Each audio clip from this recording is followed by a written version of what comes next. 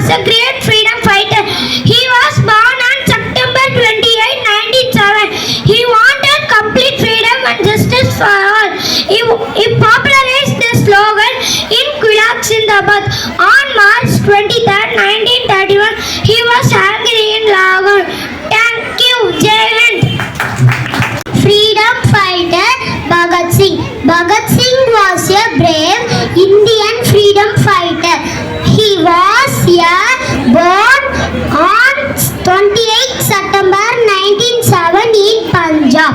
He sacrificed his life for the country. He was bold and fearless leader.